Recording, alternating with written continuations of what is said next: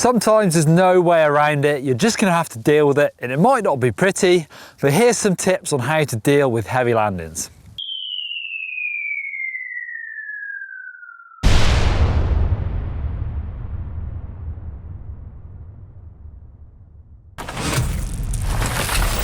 We're at Dovey Bike Park, riding the racetrack, home of the Athertons, and as you'd expect, some gnarly features on some of the tracks here. Starting off, pretty much straight out of the gate, you have some rough stuff, some rocks coming into this drop-off.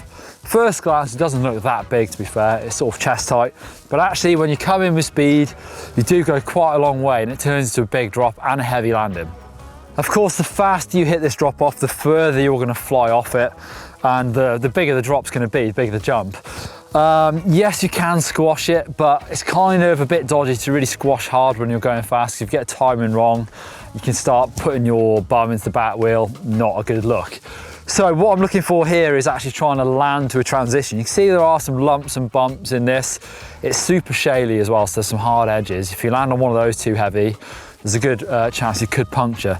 But I am trying to judge my speed as I'm coming in. There's good vision from this. You can see the landing quite early. I'm trying to sort of judge how much to squash or to pop to try and hit one of these nice landings.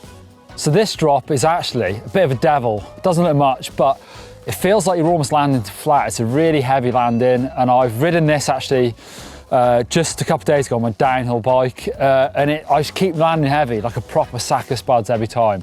And I've looked for places to land, and there isn't much you can do here. You've just got to send it, try and sort of take out some of the landing as much as you can, but really you're just trying to land two wheels at the same time and stand really strong.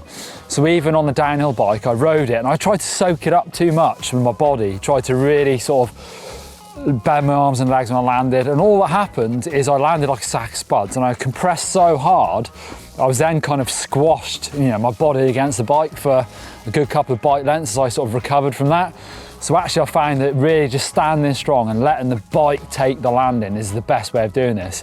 When I did it on downhill bike, I didn't even bottom out, but I feel like I really compressed myself, which shows that I could have just let the bike take it a bit more. Of course, I've got 20 mil more travel on a downhill bike than I have today. But I still think the best way is probably just to let the bike take the brunt of this. It may bottom out, but it's better than you really compressing and maybe getting out of control. So here we've got a fly off jump, so a bit of an upslope, bit of a ramp, and then like a fade away, so there's no landing really to hit. So again, I'm just trying to smooth things out as much as I can. In this case, I'm trying not to just deal with it. I'm actually looking for somewhere where I think I can make it a bit smoother. There's not a whole lot, but I just want to miss, there's a hole in the middle of the track down there that I don't want to hit. So bombing in super fast. In this case, I'm actually probably going to try and get my back wheel down first. Because it's a long, low, fast jump, I just want to get something on the ground as quick as I can to take out that big hit of two wheels at the same time.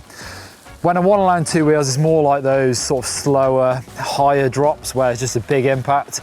This impact shouldn't be as bad, and I have got a down slope, so I'm trying to get my back wheel down first.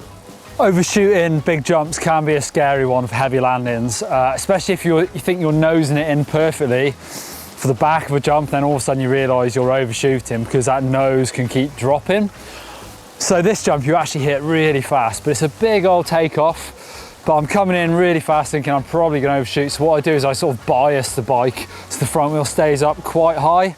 And then I can sort of shift my weight forward in the air once I know I'm right. But in this case, I know I'm overshooting, so I'm staying back a little bit, just so there's no less risk of me nosediving or getting too nose heavy. So same as the others really, just getting ready for a big impact, letting the bike take it. Actually, loads of fun. Give us a thumbs up if you love heavy landings, you like doing big jumps on your bike. Thanks a lot.